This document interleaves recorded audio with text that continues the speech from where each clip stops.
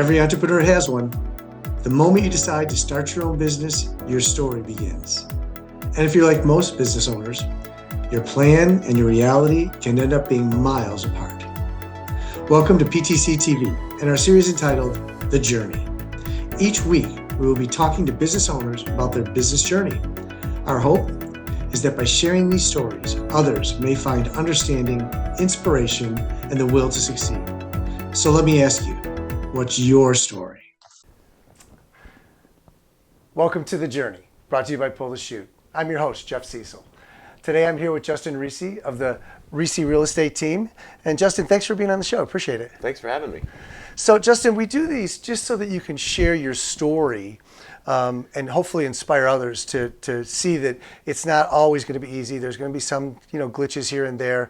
And recently I attended an event you put on called Thrive 2023. Yep. And I was very impressed with what you had to say. So I thought it would be just a lot of fun to actually get you to share your story. So before we kind of get into the business side of things, do me a favor and give us a little bit of background. Sure. How you got to where you're at. Okay. Again, my name's Justin Reesy, and started out in real estate about 14 years ago, Wow. 2008. Yeah.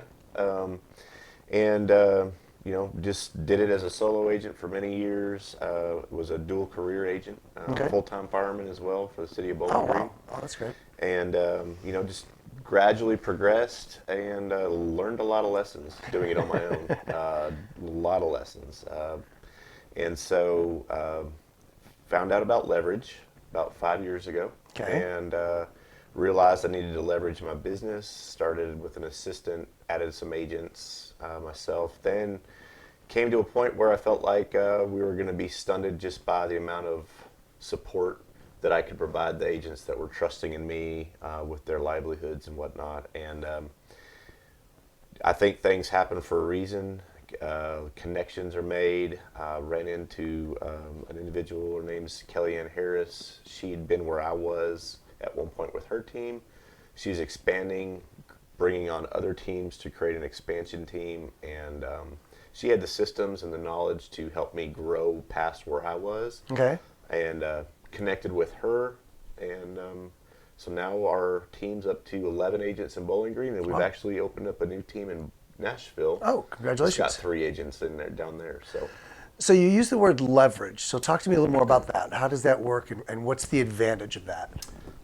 So there's only so many hours in a day, Okay. and I've only got so many hands and Right. minds, and I can only be so many places at once. And when you get to a point in your business, what I realized and found out, you cannot effectively provide the service and be the person that your people trust you to be, or your clients, whatever Okay. business you're in, if you are too spread thin.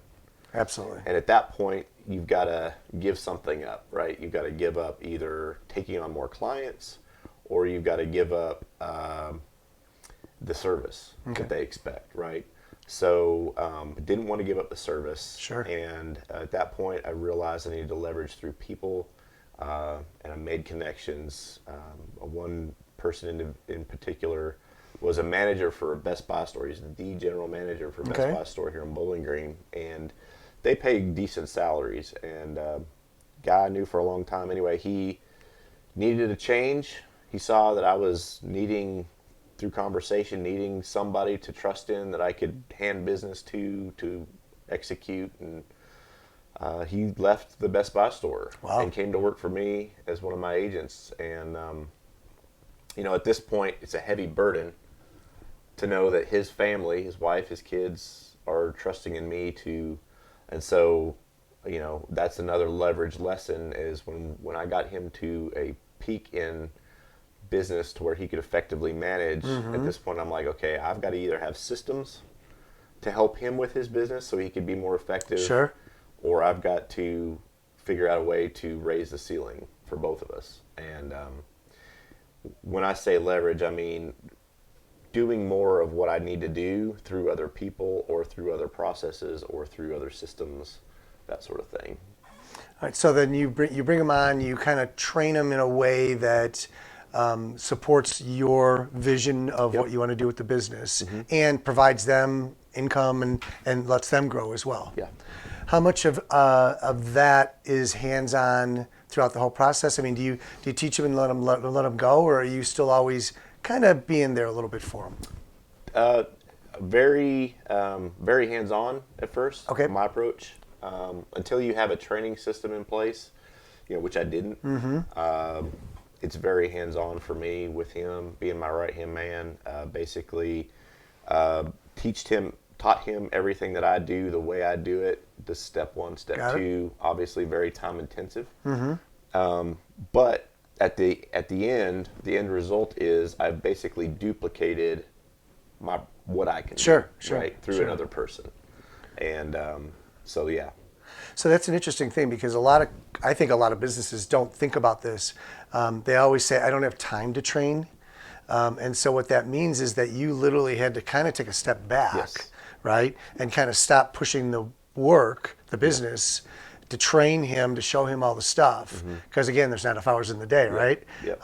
But it's worth it in the long run for you now. Absolutely. So has he become, like you're up to 11 people now. So did you hand off the training to him to those other people that you brought on, or are you still involved in that? No, that's a great question. I no longer have to train. Okay. The agents I bring on my team, he actually, just because he's one of my first agents, the one I've been with probably the longest, he is now the coach or the trainer for new agents that come onto my team. So now my leverage through him is I don't have to spend that time anymore with agents to train them to the processes how I expect things to be done. He does that. So now I'm managing people versus, training people and really doing a lot of transactions. I've taken it even a step back in transactions, because now I've got people that are doing the transactions for me the way I want them done. And now I'm managing people. Oh, that's great. That's great. So on this journey, what have been some of the highs and what have been some of the lows that you've had to deal with? Highs and lows, I would say realizing that you can't want the end result or the product or the where they want to go, their goals, more than they do, right? A lot of times, that's one of the hard lessons I've had to learn is, you see the potential in somebody, and they're just not executing. And sometimes, in the past, I would tend to hold on to them because I see the potential. They're just not executing. What is it that I'm not doing right to motivate them? And some people you just can't motivate. Right. You can't do it for them. You can't want it for them. That's true. And you just got to let them fail or let them go, because it's just not going to work. So that's one of the lessons I've learned. Another one is just focus. There's a life law out there: what you focus on expands. And my entrepreneurial spirit. Back in the day, I had businesses, real estate, my family, things that I did part-time, and I was doing all these things. And like I told you before, there's not enough hours in a day. And my wife, the wise woman that she is, came to me one day and said, look, you are spread so thin. You're never home. Our kids are not seeing you. I'm not seeing you. It's going to be detrimental to our relationship. It's going to be detrimental to our family. I'm not putting up with this anymore. You can do one thing other than the fire department and focus on that.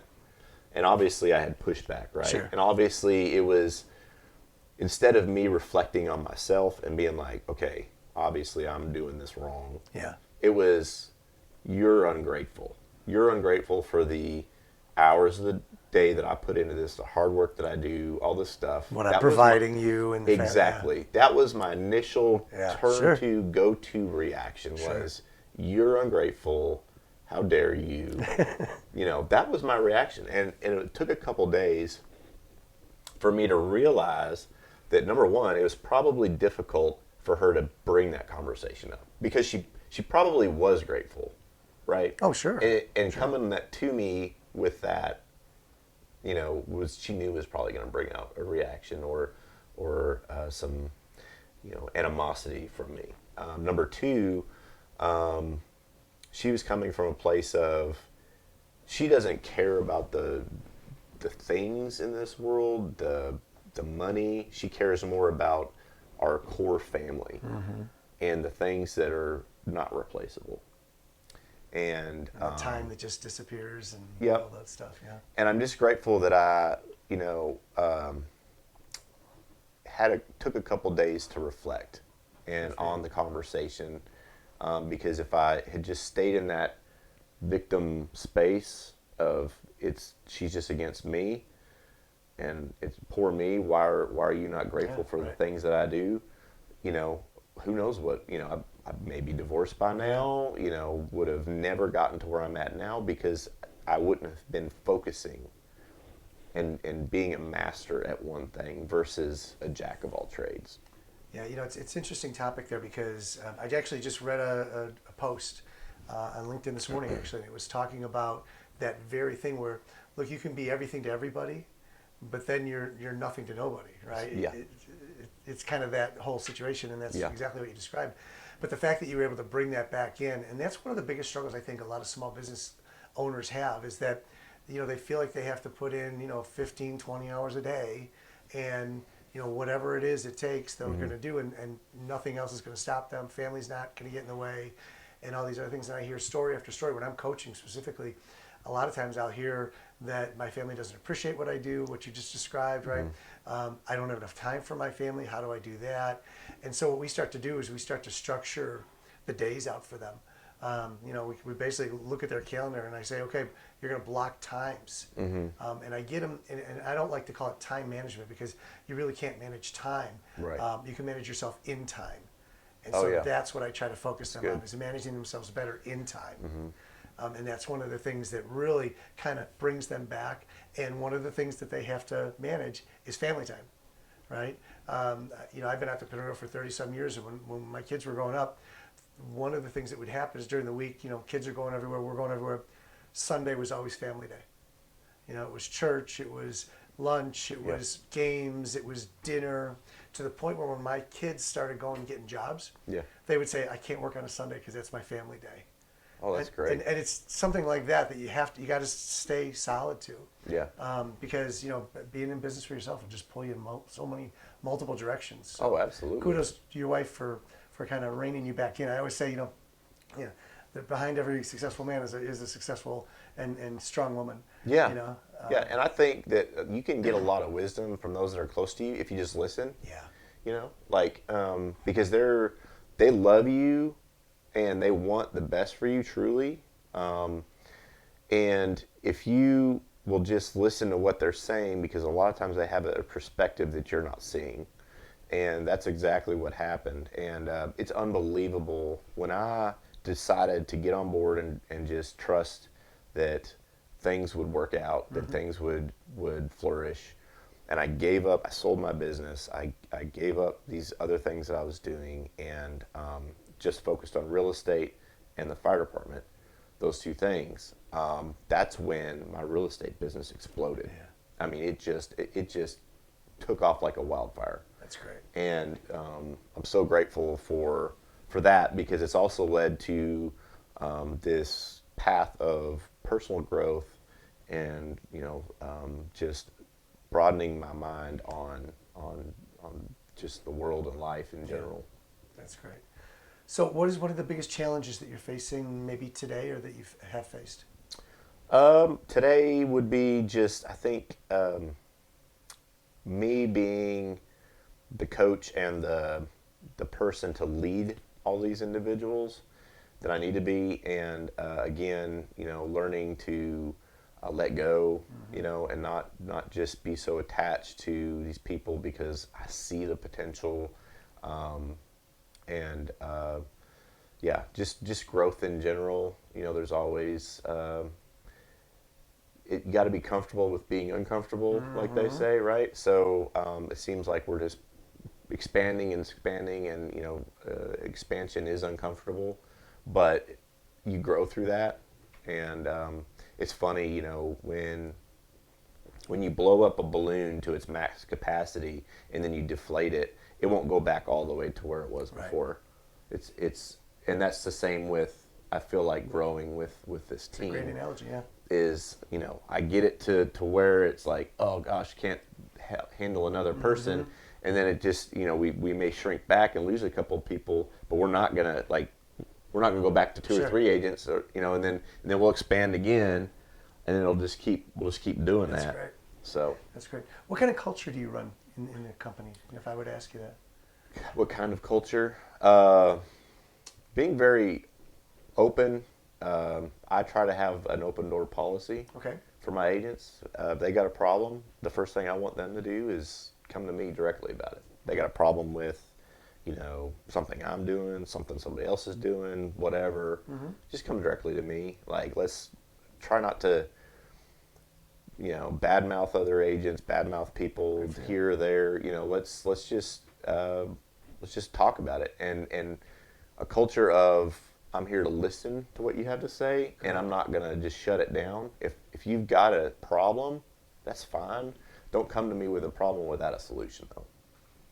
Yeah. Don't come to just complain. If you're gonna come and complain, tell me how we can make it better. Yeah. It may not be adopted, but I promise you, I'll put thought into it, and because I truly believe that when we've got 11 people on this team now, so you've got 11 different perspectives, 11 different views on what we're trying to do. And, you know, the newest agent we have, let's say Jack, right? The newest agent we got may have a perspective on the team that nobody else has seen yet, because he's fresh, brand new, you know, fresh no eyes. Influences. So I even encourage the agents that are just joining the team, you see something that you think we could do better, my door is open. Come talk to me. Good for you. Yeah, that's one of the things I try to encourage with business owners as well is don't, you know, a lot of times a business owner will say, I want it done this way. And they won't allow the person they gave the job to say, well, I might be able to do it this way because it might be a little better. It's like, no, I want it this way. It's like, well, have an open mind that they're coming at it from a different way. Yeah. And just because you did it this way doesn't mean it's the best way. Right. There might be a fresh, I mean, that happens all the time where someone will come and go, I probably could save myself a half hour if I can do it this way. And, you know, you just got to be open to that stuff. Yeah. So kudos to you for that. So you're at 11 here in Bowling Green. You're at 3 in Nashville. What's the plan for the next 3 years? Next 3 years is for me to completely step out of production here in Bowling Green and just manage my 2 teams here and in Nashville. I'd like to see Bowling Green being a $1 million in gross commission income producer. In fact, that's our goal this year, is to reach over $1 million. Last year we were $750,000. Nashville team in 3 years, I think we could do the same. I think we could be at a $1 million team down there. I think up here, you know, hopefully in 3 years we could be closer to 2. Because if our goal this year is in 2023 is to be $1 million, 3 years, hopefully we could be at 2. Good for you. Good for you. Well, Justin, thanks so much for being on the show. I appreciate it so much. Thanks for sharing your story. Some great insights and things. For those of you that are watching, we're always thrilled to have you join us, and we're excited that we get to share these stories. So hopefully it inspired you. Until the next time that we talk, stay safe and be healthy.